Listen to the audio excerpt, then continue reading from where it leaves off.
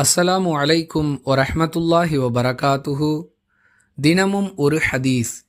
ஈமான் என்பது 60க்கும் மேற்பட்ட கிளைகளாக உள்ளது.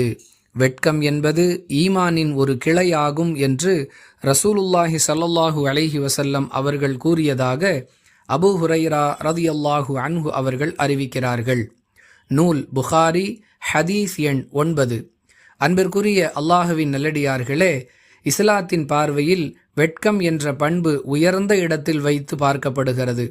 யாரிடத்தில் வெட்க உணர்வு இருக்கிறதோ அவர் நன்மைகளை விடுவதற்கும் தீமைகளை செய்வதற்கும் அஞ்சுகிறார். மாறாக யாரிடத்தில் வெட்க உணர்வு என்ற பண்பு இல்லையோ அவர் நன்மைகளிலிருந்து விலகி நிற்பதோடு மிக பெரும் தவறுகளையும் சர்வசாதாரணமாக செய்யக்கூடிய நிலையை சமூகத்தில் பார்க்கிறோம். மேலும் யாரிடத்தில் வெட்க உணர்வு இருக்கிறதோ அது அவருடைய ஈமான் முழுமை பெறுவதற்கு உதவியாக இருக்கிறது. மாறாக யார் வெட்கம் என்ற பண்பு இல்லாதவராக இருக்கிறாரோ அவருடைய ஈமான் குறைவுள்ளதாக இருக்கிறது என்பதையும் இந்த ஹதீஸிலிருந்து அறிந்து கொள்கிறோம்.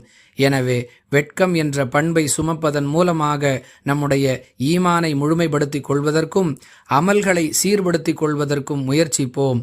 வாஹிரு தஅவானா அனில் ஹம்துலில்லாஹி ரப்பில் ஆலமீன்.